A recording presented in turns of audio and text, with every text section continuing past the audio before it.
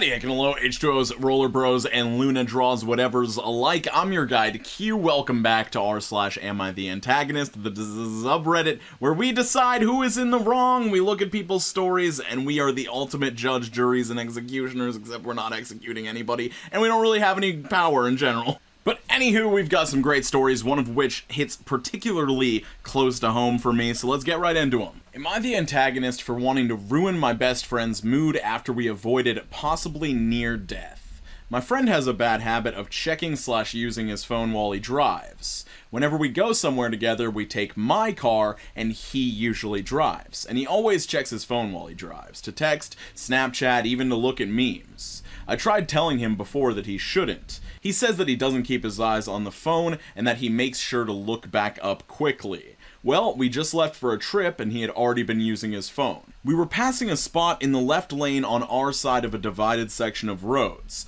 The right lane of our side was backed up. A car pulls out in front of the car in the right lane to turn right in front of us. He whipped to the left to avoid, and quickly back to the right to get back in our lane. The cars didn't even touch. He obviously celebrated, but I couldn't help but feel like my point had been proven. If he had been on his phone at that moment, even if he had looked up, there wouldn't have been enough time for him to react. I said this, and he told me not to ruin the mood, which just pisses me off. We kinda argued about it when I wasn't talking to him. He said my fear from the near accident has made me overzealous with my safety concerns. Who's the antagonist? Okay, so at first, I didn't really get why Reddit had deemed this an everyone sucks here situation, and I still don't think it's that. Obviously, your friend is the person that is ultimately in the wrong, but you are enabling him to drive your car while he's texting and driving. Like, you are 100% in charge of this situation, and you're allowing it to continue to happen. I mean, you can criticize him all you want, but the ultimate thing that you could do is just take the keys out of his hand and drive instead. Tell him, I don't feel safe with you driving because you text and drive. Your eyes are off the road. You can't see when things like this are going to happen. Honestly, this might sound a bit extreme, but I see this as equivalent, or at least very, very close to you being sober and telling your drunk friend to take the keys to your car and drive you guys around instead of you driving. It's just idiotic. Am I the antagonist for not demanding my son apologize to his mom after he called her a whore? Long story short, a few years ago my now ex-wife was cheating and my son caught them in the act. He told me, and now I'm divorced with his mom. She's with the other guy now. My son is 19 now and is in college. I know he's lost all respect and affection for his mom since then, but he's tried his best to maintain a relationship, I guess. I don't really know much since we don't talk about her when we spend time together. I've neither encouraged nor discouraged him to repair his relationship with his mother. In my opinion, he's an adult and it's his decision to make. I couldn't care less either way since I have a great relationship with my son, and that's all that matters to me. Anywho, I get a call from my ex in tears yesterday that my son was very disrespectful to her. Apparently they got into an argument and he told her, the only difference between you and a whore is that a whore actually gets paid. She threw a tantrum and starts accusing me of poisoning him against her and demanding he apologizes to her. I simply told her I'll talk to him and hung up. I talked to my son and his exact words were he was sick of her hypocrisy and being morally lectured by an adulteress. I told him that his mom called him and expects an apology. He says there's no way he'll apologize to her and asks if I'll force him to do so. I told him that I'll do no such thing since it's not my responsibility to make sure he gets along with his mother and it's his decision. He was very grateful. I suppose I could put my foot down and force him to apologize to his mother, but then again it wouldn't be a sincere apology anyway. Why should I potentially damage my relationship with my son for a person that cheated on me anyway? This is a bad situation to be in. I feel horrendous for that kid. I mean, you see one of the people that you love most in the world betray the other person that you love most in the world, and you find this information in the worst way imaginable. I don't think there's a good time to walk in on your mom cheating on your dad with somebody else, but being under 19 is definitely one of the worst times that could happen. As I'm sure most of you know, we here in the Q-Star household take cheating extremely seriously. And I imagine that this kid already felt that same way or figured out that he felt that way through this process. His dad doesn't need to convince him of anything for him to understand that this was wrong, that something really wrong happened there. So yeah, it's gonna be up to the kid if he wants to ever try and have a good relationship with his mother. It might happen, it might not. I can't imagine the actual trauma he went through seeing that happen, so I just can't put myself in this kid's shoes. Alright, I feel like this one is going to be very divisive, but let's get into it. Am I the antagonist for getting 3 coworkers fired for making a hot list?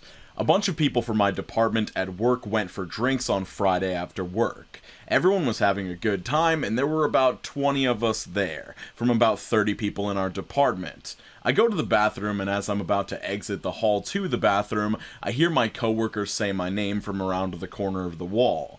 Perhaps I shouldn't have eavesdropped, but curiosity/suspicion got the best of me, and I did. I overheard a conversation of 3 guys in my department making a hot list. They actually referred to it as that, which involved ranking every woman in the department from first to last. I was quite friendly with 2 out of 3 of the guys, actually. Yesterday morning I tell HR, and they state that they have a zero-tolerance policy against actions like this. All 3 men were fired first thing this morning, and now I feel terrible. I hated the way they were talking about women, but I didn't think that they should be fired. With that said, we work for a large company that I know takes complaints like this seriously, and would not really miss these 3 guys, so deep down, I suppose I knew it was a possibility when I complained. Nobody knows that I'm the one that reported them, and I've overheard people saying that the person that reported them is a snitch. I'm wondering if I should have just confronted them at the bar and told them how it made me feel instead, but at the time I didn't feel comfortable doing that. I especially feel bad because I had a fairly good relationship with 2 of the guys. Am I the antagonist?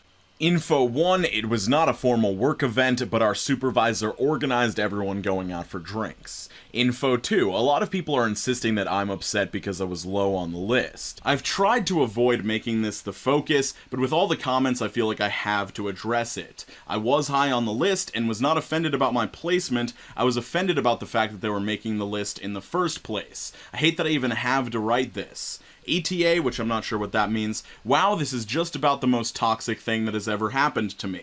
I came here for judgment on whether or not I'm the antagonist in this situation, and I've gotten numerous personal messages calling me ugly, a bunch of other mean names, psycho, etc. I really think something needs to be done about this sub, although admittedly I'm not sure what, because I can't believe this is the response for somebody using this sub for its intended purpose. Update, I will be speaking to HR about the messages I received. Alright, I just have to clear up a couple things before I even get into my reaction to the story in general. 1, I'm not sure what messages you're speaking to HR about. I'm not sure if there were some messages from these guys or something like that, but if you're talking about the messages you received on Reddit, I'm pretty sure there's nothing that your company's HR department can do about the internet or Reddit messages. That just makes no sense. But if you're referencing something else, I guess it would make sense. And also, I'm sorry you received terrible messages like that. Nobody deserves to be spoken to like that for just telling a story of something that they did. But I don't think that's a problem with this subreddit. I think that's just a problem with internet anonymity in general. Now, as far as the story is concerned, do I think people making a hot list or talking about people being hot is a problem? No. In general, no, I don't think that's a problem. Everybody gets objectified. Is it the best thing? No, but men objectify women objectify other men, women objectify men. It's just all over the place people are getting objectified. Sometimes people just want to talk about how hot other people are. And even when I worked in the restaurant industry, we would often talk about the attractiveness of our coworkers. Didn't matter if it was a group of all guys, a group of women and me, or a group of mixed gender. It was always happening. But that's the restaurant industry, much more casual, pretty flirtatious industry. I feel like as far as an office job is concerned, this was undoubtedly unprofessional, even if it wasn't at like a company sanctioned event. It was just at a loose company gathering. I still think you should have a little bit of professionalism when you're at something like that. At the end of the day, the supervisor was the one that organized the event, so that means their boss was in the room and they talked like this. Just not a good idea in general. Do I think they should have been fired for this one offense? No, I think they should have been maybe given a warning, but that leads me to believe that maybe there were offenses beforehand. People are speculating on that in the replies, because it would be kind of strange for a company to fire people over just this, without at least giving them like a heads up, hey, don't be like that anymore, and we'll all be good. Am I the antagonist for walking out of an intervention my family surprised me with?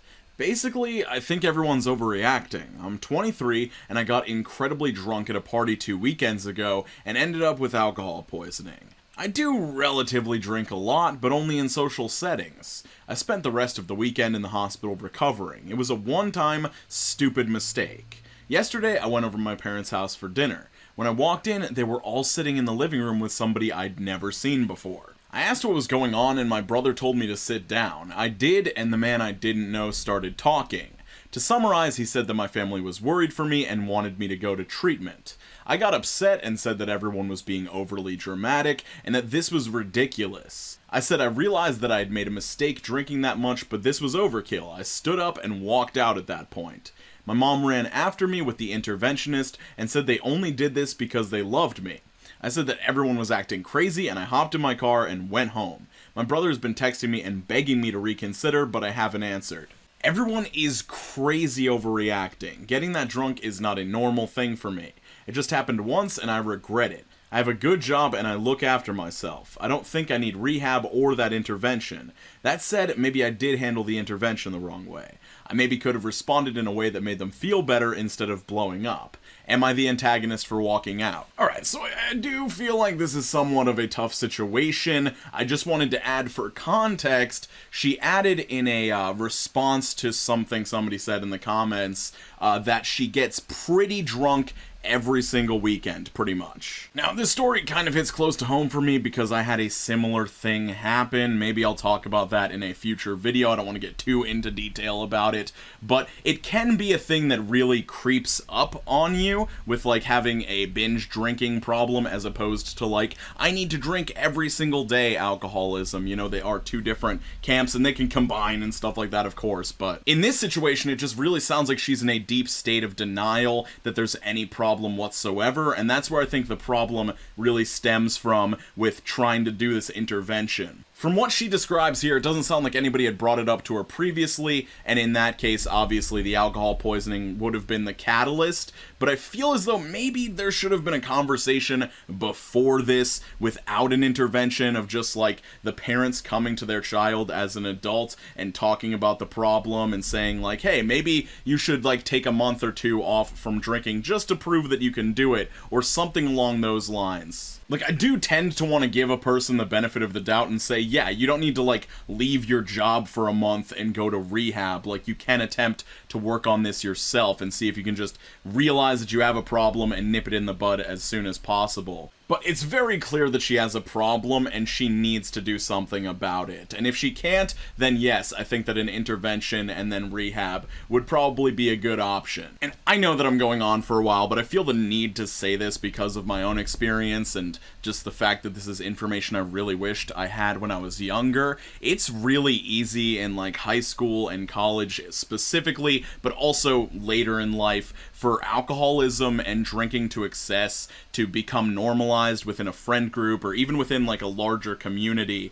and it's extremely dangerous because, of course, drinking can be a bunch of fun, but can also lead to people dying of alcohol poisoning or lead to people creating lifelong habits that they just can't kick because they're used to using this as a crutch, or they just get physically addicted, whatever it may be. Just please be careful out there and try not to, like, go with the flow even if it seems like you're being a party pooper if you think that something's dangerous. Okay, after school special Q is leaving the building right now. I'm kicking him out. Sal Volcano, please be sure to leave your perspective in the comments down below. It always helps to have, I just dropped something. It always helps to have as many people's opinions in the mix as possible so that people can, you know, think about this sort of stuff. Anyway, skate on to the best of your abilities, guys. Make sure you're drinking more water. I'll see you very soon. Peace.